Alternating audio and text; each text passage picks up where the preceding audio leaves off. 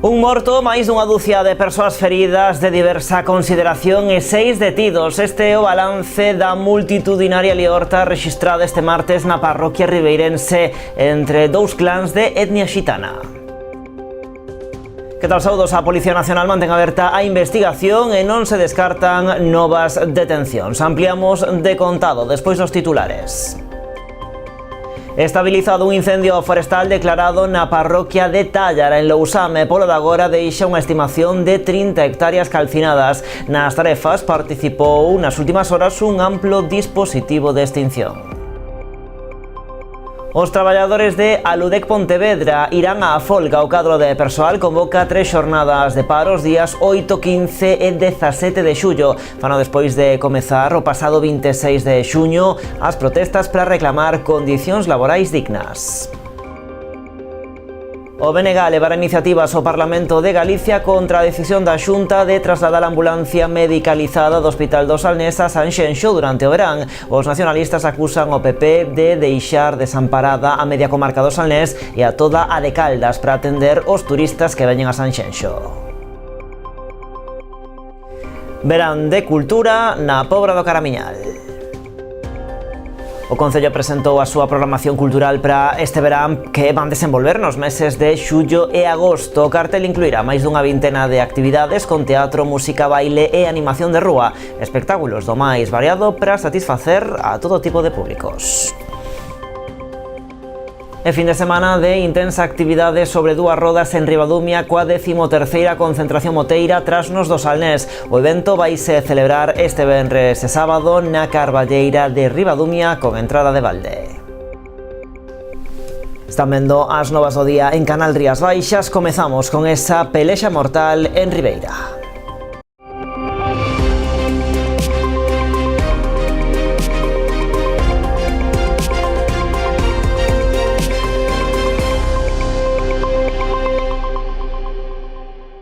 Un morto, máis dunha dúcia de persoas feridas de diversa consideración e 6 detidos. Este é o balance da multitudinaria liorta rexistrada este martes na parroquia ribeirense de Artes entre dous clans de etnia xitana. O que comezaba como unha xornada festiva para celebrar unha pedida de man acabou en traxedia. Máis de 50 persoas integrantes de dous clans de etnia xitana, un de Ribeira e outro de Santiago, celebraban unha festa no Centro Recreativo de Artes. Transcorría con tranquilidade ata que, semella que un comentario dun dos implicados, foi o detonante dunha brutal pelexa que se saldou cun falecido atropelado mortalmente por un vehículo que tentou darse a fuga. Hai ademais varios feridos, algúns deles por arma branca. Estamos falando de que era unha celebración alegre, unha pedida de man entre dúas persoas de etnia xitana e que acababa desenvolvéndose nunha trifulca multitudinaria e que acababa pois de maneira moi tráxica cun falecido diversos feridos de consideración que foron trasladados tanto ao Hospital de Barbanza como ao Hospital de Santiago de Compostela. Medios policiais que chegaron ata a zona, dende Policía Local, Policía Nacional, a Garda Civil de Boiro, tamén medios da Unidade de Intervención Policial chegados dende Santiago de Compostela e dende a Coruña e o Grupo de Emerxencias Municipal que estivo aquí traballando. Outro escenario deste suceso, ademais das instalacións do centro recreativo que quedaron moi afectadas, foi a AP9, onde se vivía unha persecución policial de película. Finalmente o vehículo que se deu a fuga tras o atropelo mortal foi interceptado na peaxe de Teo, onde se procedeu á detención dos seus ocupantes. Polo momento hai 6 detidos. En canto aos feridos xa foron dados de alta os atendidos no Hospital do Barbanza, mentres que permanece grave no clínico o home que foi trasladado en helicóptero con lesións por arma branca. O amplo dispositivo policial continuou ao longo desta xornada en varios puntos de Ribeira, onde se vai reforzar a seguridade nos próximos días.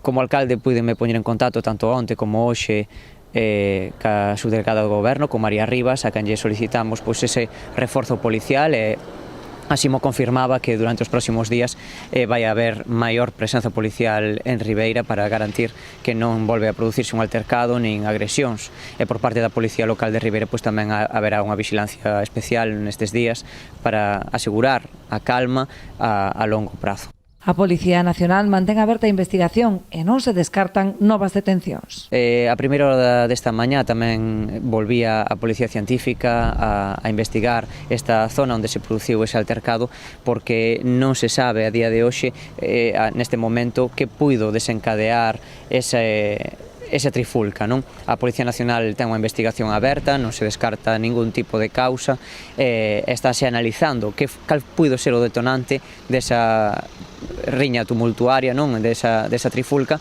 que acabou dunha maneira tan tráxica cun falecido por atropelo e incluso con vehículos dándose á fuga con 6 persoas detidas a día de hoxe. Unha muller dun 75 anos e natural de León falecía na praia de Aguieira, en Porto do Son. Foron os bañistas os que deron aviso ao 112 preto das 7 da tarde deste martes tras avistar a unha persoa flotando boca abaixo no mar. Varias persoas que se atopaban na praia trataron de reanimala practicándolle a reanimación cardiopulmonar sen éxito.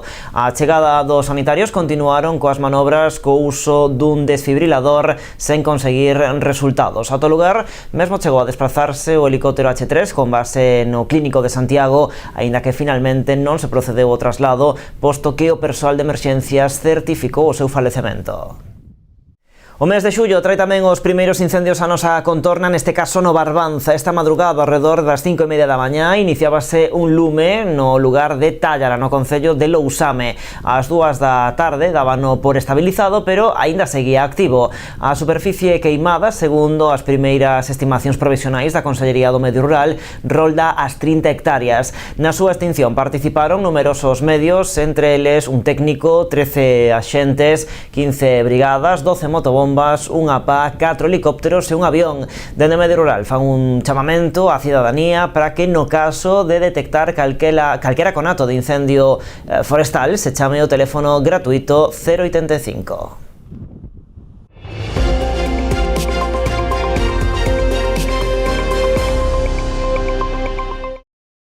Os traballadores de Aludec Pontevedra irán á folga. O cadro de persoal convoca 3 xornadas de paro os días 8, 15 e 17 de xullo. Fano despois de comezar o pasado 26 de xuño as protestas para reclamar condicións laborais dignas.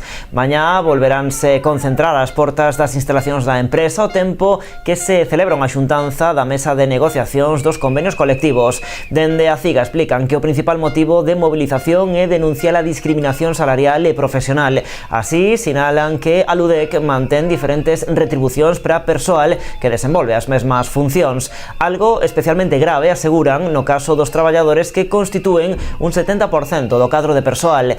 Explican dende a Central Nacionalista que a maioría das mulleres ocupan a categoría de peón e prácticamente non promocionan. Pola contra, os postos de maior responsabilidade e mellor remunerados están ocupados maioritariamente por homes. Ademais, a CIGA denuncia o elevado número de persoas contratadas a través de empresas de traballo temporal. Actualmente representan ao redor do 30%, son preto de 280 dos 900 empregados da empresa. Estes traballadores acceden aos postos de traballo coas categorías profesionais máis baixas.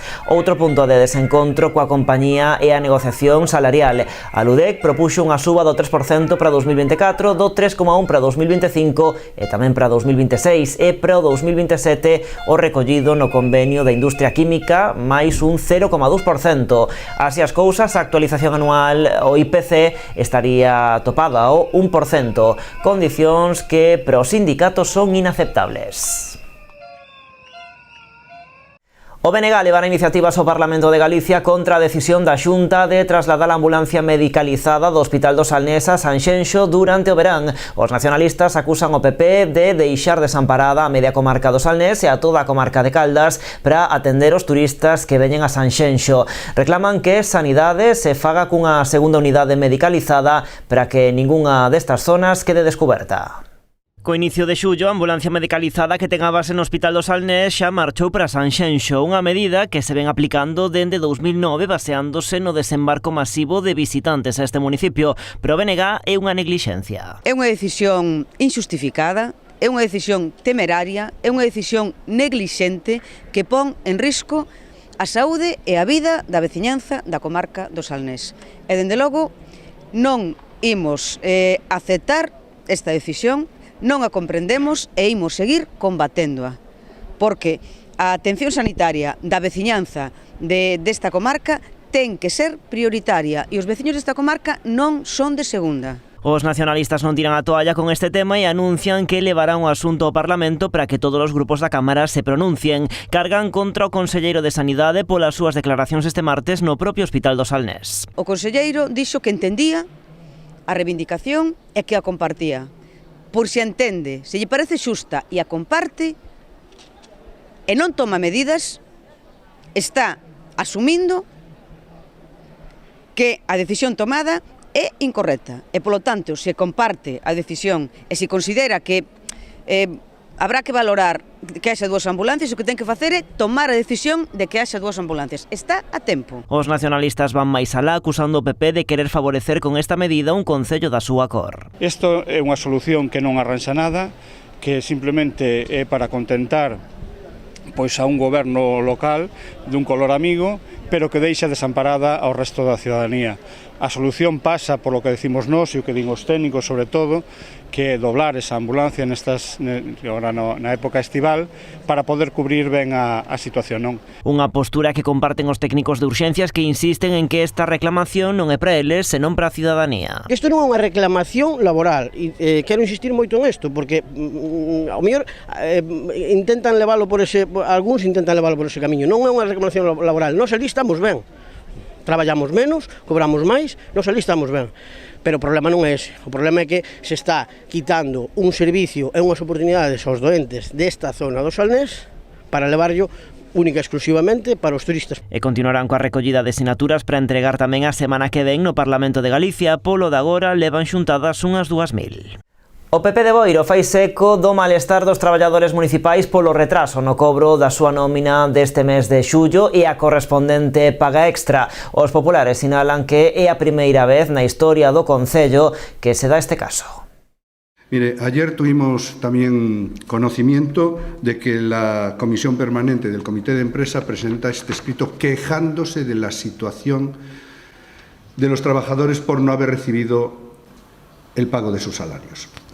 Es la primera vez, y yo soy el más veterano de los concejales en la Corporación Municipal de Boiro, que ha sucedido esto. Nunca el Comité de Empresa había presentado una queja por la tardanza en el pago de sus salarios. El señor alcalde, como tiene sueldo millonario, junto con sus compañeros con dedicación exclusiva, consideran que los trabajadores pueden hacer frente y pueden esperar el tiempo que haga falta para cobrar sus salarios. Pues no, mire, no es así. Hay gente que tiene hipotecas, que tiene tarjetas de crédito y que tienen que hacer frente a esos pagos. Dende o PP sinalan que este episodio é un exemplo máis do caos de xestión por parte do actual equipo de goberno e exixen responsabilidades por esta situación. Se demuestra la situación de caos en la gestión por parte del señor Martiño y sus concejales y espero que tenga la misma agilidad para reprender a la concejala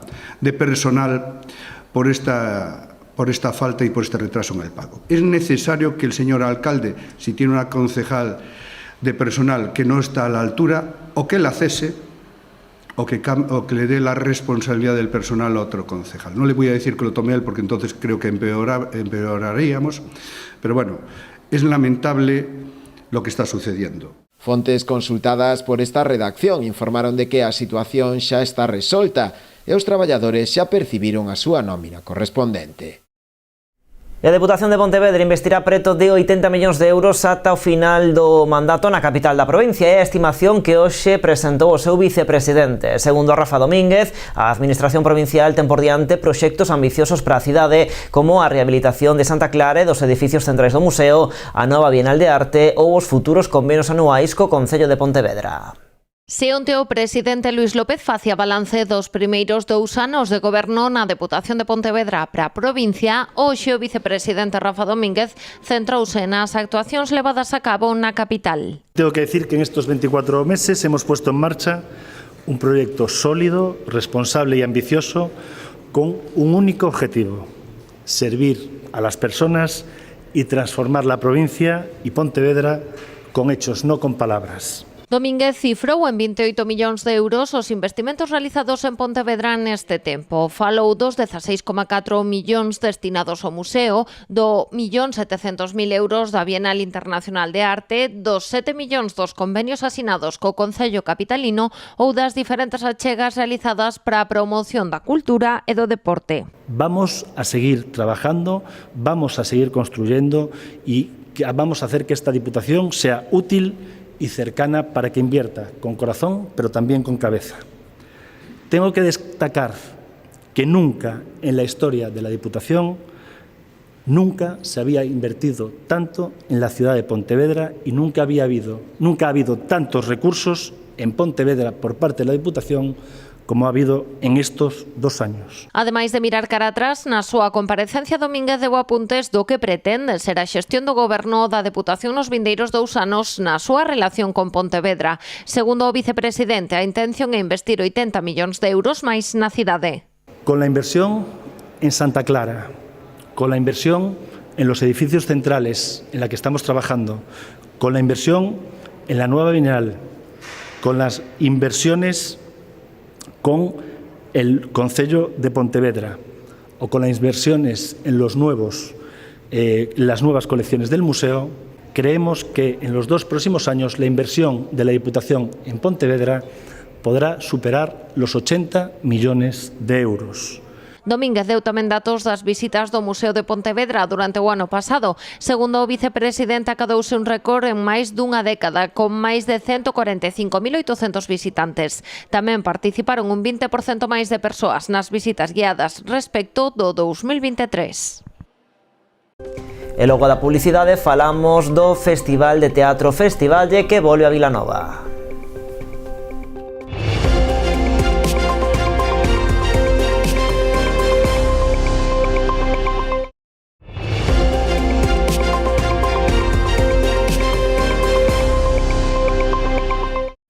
Aquí seguimos nas novas en Canal Rías Baixas. Os conselleiros do Mar e Facenda asinaron hoxe un convenio de colaboración entre os seus departamentos para o desenvolvemento dun sistema de información relacionada cos bancos marisqueiros. Un novo sistema no que se van a investir 185.000 euros que permitirá tomar decisións baseándose en datos científicos e técnicos. O desenvolvemento deste novo sistema de información para os bancos marisqueiros será impulsado pola Antega, a Axencia para a Modernización Tecnolóxica de Galicia, que depende da Consellería de Facenda. De aí o convenio asinado esta mañá nas instalacións do CIM en Vilanova entre o responsable deste departamento e a Conselleira do Mar. É un convenio de colaboración dotado de 185.000 euros que vai a permitir que dende a Consellería do Mar da man da Antega, da Axencia para a Modernización Tecnolóxica de Galicia, da Consellería de Facenda, podamos prender pois a elaboración, a definición e o desenvolvemento dun sistema de información que nos permita pois xestionar dunha forma dunha forma sustentable, dunha forma ordenada, determinados parámetros vinculados coa actividade dos bancos marisqueiros. Entre eles a saúde dos bancos marisqueiros ou parámetros ambientais do noso mar. A día de hoxe, eses parámetros, eses indicadores están sustentados, están almacenados en táboas de información e van a permitir a xestión e van a permitir a explotación desa información dunha forma moitísimo máis ordenada e vai a permitir pois tamén a Administración galega pois basar as súas tomas de decisións en información científica, na información técnica dispoñible. Un salto cualitativo din que contribuirá a converter os datos en información de utilidade para o sector. Querería salientar un pouco o interese tamén desta aplicación e o salto cualitativo que pode ter nesta recollida de mostras, recompilación de datos e o que é máis importante, que sempre le pido eu ao director da Antega, en convertir os datos en información que sexa útil, ¿no? Para, neste caso, para os investigadores. Tras a súa visita ao CIMA, a conselleira estivo tamén no Intecmar en Vilaxoán, un centro o que asistiu hoxe por primeira vez como responsable do Departamento de Mar. Teño visitado o centro para cousas moito máis concretas, pois tamén ter unha visión global do que o Intecmar é un poquinho tamén coñecer a xente, os distintos departamentos, que tamén de primeira man que me conten un poquinho que fan cada un, acercarme ao centro. Creo que é importante ter unha visión pois de cada un dos entes que conforman a Consellería. As praias de Cabeceira e Xiorto no concello de Poio xa presumen de bandeira azul. O concello izou os distintivos co inicio do mes de xullo, garantindo que estes areais contan con todos os servizos, unha calidade de auga excelente e que están vixiados por socorristas. A bandeira azul xa loce nas praias de Cabeceira e Xiorto no concello de Poio. Uns distintivos que garanten que os areais afrontan esta tempada estival con todos os servizos necesarios, tamén con socorristas. Que o feito de ter bandeiras azules eu non considero un gasto, pero sí que é unha inversión importante porque supón manter persoal e manter unha serie de servicios. Por exemplo, onde nos atopamos, a nosa idea tamén é ir facendo un gasto sostible no sentido de, neste pleno deste luns, aprobamos para aquí, para dunha vez por todas, ir cada ano repoñendo e vamos a ter un área donde van a estar xa colocados de forma permanente os baños públicos e ao que é a caseta tamén do socorrista. Este é o segundo ano que Xiorto conta con este recoñecemento, recuperou na tempada pasada despois de 7 anos sen contar con el. Pero o concello non se conforma con estas dúas bandeiras, xa pensan en dotar outros areais como Sinás ou Laño dos servizos necesarios para que este distintivo poida izarse tamén neles. Nos ali máis ou menos temos varias cousas que xa cumplimos, baños existen, servicios, de momento o tema do que son as augas se cumpren e despois o que habría é que incrementar eso, o número de socorristas e demais, é dicir, habilitar pois unha partida donde para poder cubrir ese servicio. Así as cousas, dende o concello matizan que a súa aposta por garantir a calidade e o bo estado dos areais esténdese a todas as praias do municipio. De feito, nas últimas semanas intensificou a súa posta a punto con diferentes intervencións.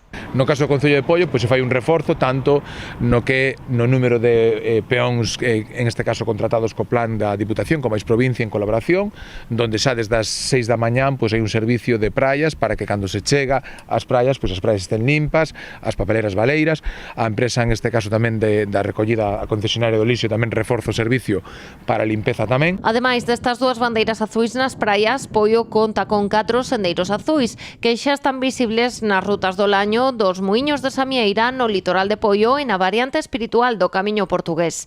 Tamén conseguiron o recoñecemento do Centro Azul para a Casa Museo de Cristóbal Colón, consolidando a oferta ambiental e turística do municipio.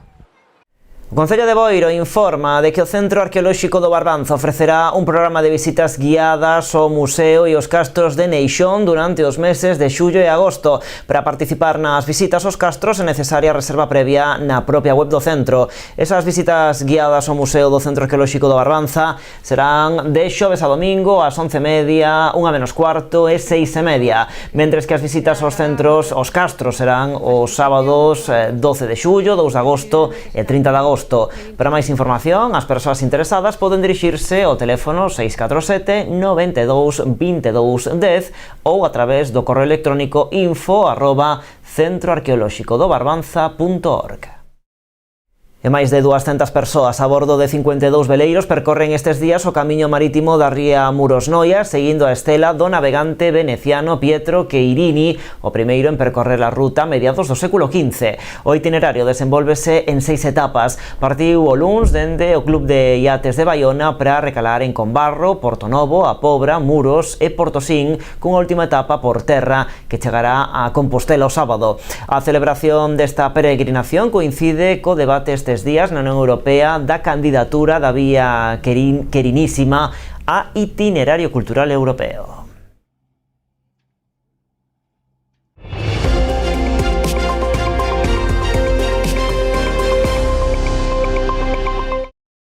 O conselleiro de Xuventude inaugurou esta mañá os campamentos xuvenís que promove a Xunta durante o verán. Fixo en Portodosón, nas instalacións do campamento do Loreto, que recibiron xa a primeira quenda de mozos procedentes de distintos puntos de Galicia e mesmo doutras comunidades.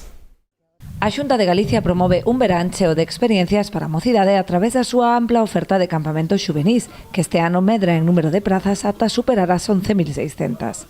Entre as opcións preferidas polos participantes destaca o campamento do Loreto en Portodosón, polo seu emprazamento privilexiado fronte ao mar, do que xa disfrutan os 120 rapaces da primeira quenda. cada ano nos vamos superando, este ano superamos o récord do ano anterior, máis de 11.600 plazas que temos nos distintos campamentos, nas distintas actividades que programamos, e donde máis esforzo facemos esas 8.700 plazas pois en estes campamentos xuvenís, nos que ademais non só buscamos cubrir esa necesidade de conciliación por parte das familias galegas, senón que ademais, e por iso é un dos motivos que estemos aquí, ademais de visitar por todo son, porque en este campamento, por exemplo, de máis de 100, temos 120 nenos e nenas, dos cales 80 son galegos, pero outros 40 son de fora de Galicia, son de outras comunidades autónomas que veñen a pasar unha semana en Galicia, que favorece moitísimo esa interrelación nunhas edades entre 12 e 15 anos, que creo que é moi importante, non? Que traballen, que convivan e que fortalezcan tamén esos lazos de unión. Ademais da experiencia inesquecible para os participantes, dende a Xunta destacan a aposta pola conciliación que supón para as familias que se atopan ante as dificultades para compaxinar traballo e lecer durante o período estival. Xunto cos campamentos destacan as numerosas actividades culturais para a mocidade que se desenvolverán ao longo de todo o verán en Galicia, como o Festival Rompetiño, que se celebra esta fin de semana en Porto do Son. Este fin de semana tamén é o Rompetiño, que tamén vai haber moitísima actividade en Porto do Son, que vai haber máis de 5.000 chavales que van a vir a disfrutar pois de todo o que fan este grupo de chavales que organiza Rompetiño, que, bueno, pois xa levan varios anos e cada vez pois ten máis furor, non? Estábamos outro día na presentación e comentaban que, bueno, que xa son un referente, vale? Aquí en toda a comarca, aquí xa empeza a haber nenos de todas as partes. Do 8 ao 11 de xullo, o veciño máis ilustre de Vilanova será o protagonista da programación cultural da vila. Volve o Festival de Teatro Festivalle, o único dedicado en exclusiva á obra, figura e legado de Ramón María del Valle Inclán. A cita volverá a reunir o público en diferentes espazos de Vilanova. O festival cubre fundamentalmente tres áreas. Dunha banda, a principal, que é a representación escénica das obras de Valle Inclán que están na carteleira dos teatros do Estado español. En segundo lugar, un traballo multidisciplinar para ver a presencia de Valle Inclán noutras artes. Este ano damos cabida ao cine. E unha terceira liña de traballo que é a alta divulgación. Trátase de achegar ao público interesado a distintos aspectos relacionados coa obra de Valle Inclán, facelo con rigor, pero ao mesmo tempo tamén de un xeito que sexa asequible a calquera cidadán cun mínimo de interese. O día 8 arrancará a programación con Los Cuernos de Don Friolera a cargo da compañía Teatro del Carnal Estival Producciones. Será no auditorio que leva o nome do ilustre escritor. La Rosa de Papel, por Teatro Tribueñe, representarase o día 9, mentres que o 10 será a quenda de El Embrujado, nunha das poucas oportunidades que se poderá ver sobre o escenario esta peza. O festival pechará o día 11 con unha dobre proxección, La Cabeza del Bautista, de Manuel Revuelta, cando se cumpren 100 anos da súa estrea, e Sacrilegio, baixo a dirección de Pedro Casablanc. Ambas estarán presentadas por Silvia Ozores. Todas as representacións serán ás 8 da tarde e a venda de entradas realizarase a través de ataquilla.com. Deste xeito, de xeito paralelo, a Capela da Pastoriza acollerá un curso de verán para afondar na figura de Valle Inclán. E a Pobra presenta a súa programación cultural para este verán centrada nos meses de xullo e agosto. O cartel incluirá máis dunha vintena de actividades con teatro, música, baile e animación de rúa. Espectáculos do máis variado para satisfacer a todo tipo de públicos. O programa de actividades deseñado pola Concellería de Cultura para este verán na Pobra é do máis variado, incluindo máis de 24 actividades pertencentes a distintas disciplinas artísticas, que van dende o teatro á música pasando pola animación de rúa. Intentamos programar un pouco para todos os públicos, vai haber actividades infantís, actividades musicais, e tamén pois se recolle un pouco na música, pois a tradición, grupos de aquí locais e tamén, como non, os da banda de música da Pobra que tanto tamén nos gusta, non? Ver a nosa banda. Entonces é eso, darlle a vida cultural que lle vimos dando todos estes anos. Son actividades que teñen moi boa acollida por parte da veciñanza e tamén por parte da xente que nos visita, e é un pouco todo actividades. A programación cultural arrancará mañá xoves cun espectáculo enmarcado dentro do Festival Atlántica de narración oral, a cargo de Osvaldo Pai. Vamos comezar coa programación de verán con 3 espectáculos do Festival Atlántica. Imos comezar o xoves 3 con Osvaldo Pai, que é con Artilogios, no Teatro Elma. Despois, o venres, continuamos no Pazo do Couto con Atenea García, e Vicio hubo sempre, é un espectáculo de narración oral, o mismo que o sábado 5 remata o Festival Atlántica no Castro da Croa de Posmarcos con José Luis Gutiérrez, Don Guti, que nos vai a traer tamén un espectáculo de narración oral. Toda a programación cultural pode consultarse na propia web municipal, apobra.gal, ou a través das súas redes sociais. Moitas das actividades organizadas contan coa colaboración da Xunta de Galicia ou da Deputación da Coruña a través da súa rede cultural. A Peña Ciclista Toxo organiza este vindeiro domingo a segunda edición da Mini BTT Ría de Noia. Na proba agardase unha participación próxima aos 300 nenos e nenas. Noia acollerá este domingo a segunda edición da Mini BTT Ría de Noia, organizada pola Peña Ciclista Toxo. A actividade arrancará ás 10 da mañá na zona de Monte San Lois. Destinada a nenos de 3 a 14 anos, haberá un total de 5 categorías, con percorridos acordes ás súas idades, agardándose unha participación próxima aos 300 nenos. Será a partir das 10 da mañán e se está encarado para rapaces de 3 a 14 anos, divididos en 5 categorías diferentes, que a prueba transcurrirá nun circuito de uns 2 km aproximadamente, adecuándose ás voltas a cada categoría. Os máis pequenos dan 2, os seguintes 4, hasta 5 voltas.